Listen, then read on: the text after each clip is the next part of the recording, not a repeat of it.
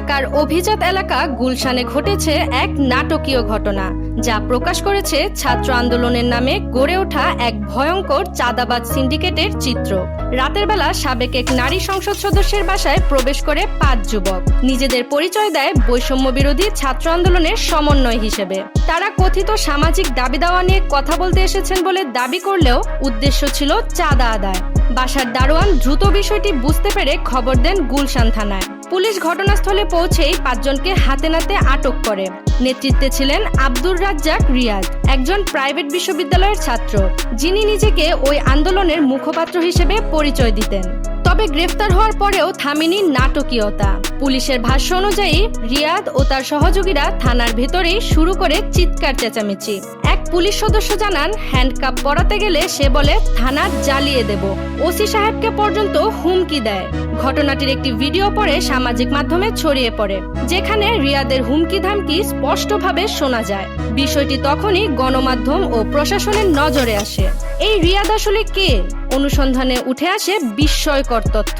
নোয়াখালী জেলার সেনবাগ উপজেলার নবীপুর ইউনিয়নের 5 নং ওয়ার্ডের নবীপুর বাজারের দক্ষিণ পাশে তার বাড়ি।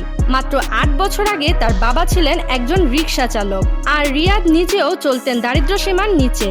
কিন্তু 2024 সালের আগস্টে সরকারের পতনের পর হঠাৎ পাল্টে যায় তার জীবনচিত্র।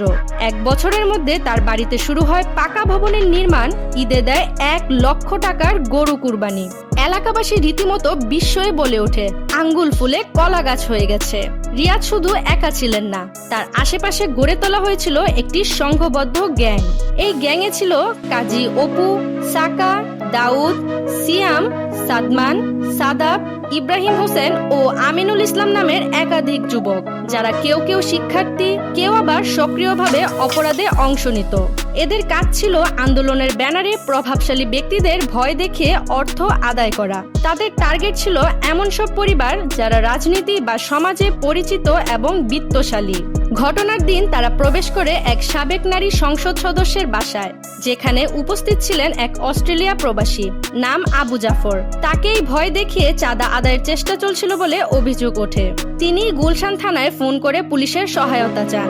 পরে পুলিশ এসে পুরো চক্রকে আটক করে এবং তদন্ত শুরু করে।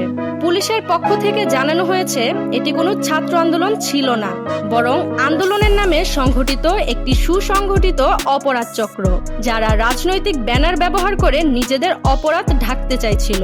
এই ঘটনায় যেমন প্রশ্ন উঠেছে আইন শৃঙ্খলা রক্ষাকারী বাহিনীর দায়িত্ব ও প্রস্তুতির বিষয়ে, তেমনই উঠছে ছাত্র রাজনীতি ও সামাজিক আন্দোলনের স্বচ্ছতা নিয়েও।